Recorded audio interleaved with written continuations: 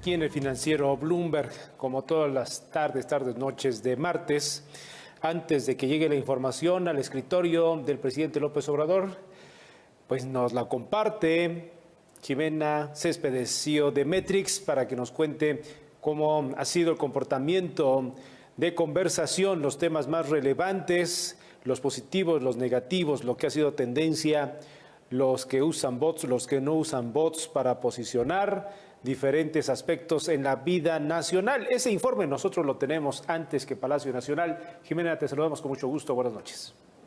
Gracias, Héctor. Buenas noches. A ver, la semana pasada fue una semana muy interesante. Primero, porque en agenda pública hubo muchos temas. Incluso nos tocó ver cuáles sacábamos. Por ejemplo, sacamos de la conversación el tema del secretario o el tema del Warrior y el Visit México, porque eran tantos los que teníamos que analizar que esos, digamos, que eran una mínima proporción de la conversación. Pero hubo prácticamente 6 temas muy interesantes. Lozoya sigue siendo conversación digital que ponen en la agenda pública. El tema de la SEP fue muy positivo para el gobierno porque dio certeza sobre lo que iba a pasar, independientemente que estemos de acuerdo con que los niños regresen o no regresen a clase. La detención del Marro también fue positiva. ¿Cuáles fueron negativas? Las 50,000 muertes, es así que pues ahorita con los datos que ustedes nos dan ya son muchas más de 50,000. Y hubo un tema que empezó en opinión pública, a diferencia de todos los demás que generalmente empiezan en medios o empiezan en Twitter. Aquí empezó primero en YouTube y en Facebook, que fue el de el asaltante de la combi. ¿Qué significa esto? Significa que la opinión pública, aunque la agenda general, los temas generalmente los ponga el gobierno o los ponga los influenciadores, la audiencia en general, cuando hay un malestar o hay un tema que vulnera el status quo de las personas, empiezan generalmente a través de medios sociales, medios privados, y eso se viralizó en tal forma que digamos que fue lo más negativo que tuvo el gobierno durante esta semana. En general, prácticamente la conversación fue positiva y cada vez lo que estamos viendo es que hay menos bots dentro de la conversación, pero hay más influenciadores que están tomando sobre todos los temas que vimos, específicamente Lozoya y el de la SEP. Pero en el caso, ¿qué tal, Jimena? ¿Cómo estás? Perdóname, te tengo tantas preguntas. Pero en el caso de estos temas y de los influenciadores, en general, los influenciadores están retomando los temas negativos para el presidente López Obrador o positivos. Te hago esa pregunta porque también he estado siguiendo muy de cerca qué es lo que está pasando en YouTube durante las conferencias del presidente, y sí parecería que por lo menos aún en la conferencia también de la vespertina de la Secretaría de Salud, parece que hay una gran presencia de, pues no sé si son influenciadores, no sé si son bots, pero sí son, yo te diría, más trolls o por lo menos personas que están claramente alineadas con el gobierno. Sí, aquí, a diferencia de las semanas anteriores, le fue mejor al gobierno que lo que habíamos visto. O sea, digamos que había habido un tema muy positivo cuando lo de Trump, después como que cambió, se volvió más negativo. Esta semana lo que pasó es que los influenciadores, no me refiero a cuentas que hagan influencia o que sean youtubers o cosas así, me refiero a cuentas que tienen mucha relevancia y mucho impacto entre los medios digitales. Esto implica las cuentas de los medios, de los columnistas, la tuya, o sea, gente que realmente genera engagement y que no son trolls ni bots. Entonces, esas se han ido metiendo.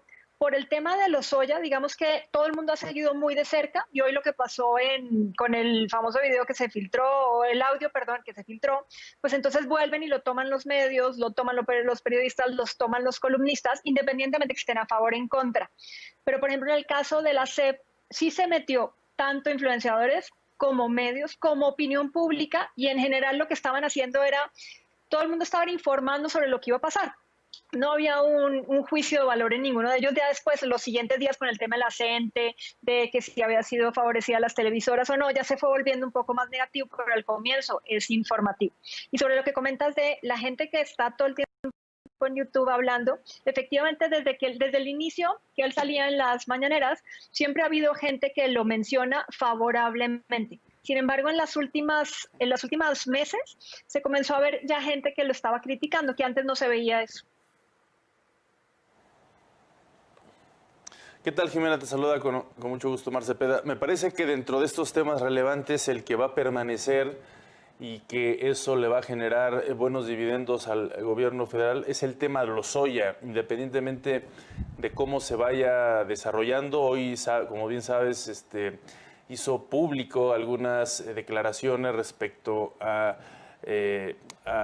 recibimiento de dinero para la campaña y mencionó directamente al expresidente Enrique Peña Nieto. Seguramente esta narrativa se va a mantener en las próximas semanas, porque vemos otras importantes como la atención del marro, pero que aparecen y se van, ¿no? Pero yo creo que una de las que van a seguir durante semanas y meses por estas tendencias es el tema Emilio Lozoya. Sí, Omar, digamos que eso dependerá de qué tan buena tengan la novela, o sea, y lo digo así textualmente. O sea, el interés de las personas va a seguir siempre y cuando siga saliendo audio por semana, video por semana o algún tema relacionado con eso, y no pase que digan que de pronto ya había prescrito la información o que no se pueden juzgar, o sea, hasta que no salga el tema específicamente de la justicia, que según entiendo no va a salir, o sea, hasta enero hay tiempo para que se diga si se puede o no, si lo meten a la cárcel, o sea, todo el tema legal. Ahorita es un tema de espectáculo. Entonces, mientras se pueda mantener en agenda de espectáculos el tema de Lozoya, sí va a seguir siendo una tendencia que en principio le va a favorecer al gobierno. Pero si se le cae uno de esos o alguien se da cuenta de la novela o del teatro o de que efectivamente está siendo manipulada la información, en ese momento puede que se revierta. Jimena, conforme estamos viendo los asuntos, y me gustaría regresar a la parte proporcional de este círculo en donde pues es literal el otro semáforo de la pandemia, podremos decirlo, el otro semáforo de la pandemia en cuanto a las posiciones y las opiniones, en donde el rojo, el amarillo y el verde ahí se exponen. Bueno, pues ahí tenemos el 43% donde los usuarios celebrarían el plan de regreso a clases, el cual consideran que es un esquema novedoso y ejemplar.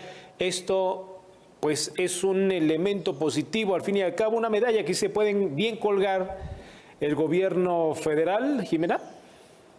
Sí, efectivamente. Digamos que lo que hemos visto en la opinión pública desde que empezó la pandemia es que lo que más les preocupa es que no tienen certeza. Y entonces no hay certeza de que vaya la curva a disminuir o que vayan a tener trabajo mañana. Entonces, cualquier cosa que les vaya dando certeza en el proceso, o lo toman como positivo o por lo menos lo toman como informativo. Y en este caso lo tomaron bastante positivo, porque pasó lo mismo que cuando sacaron el semáforo, independientemente de que se diluyera en las siguientes semanas.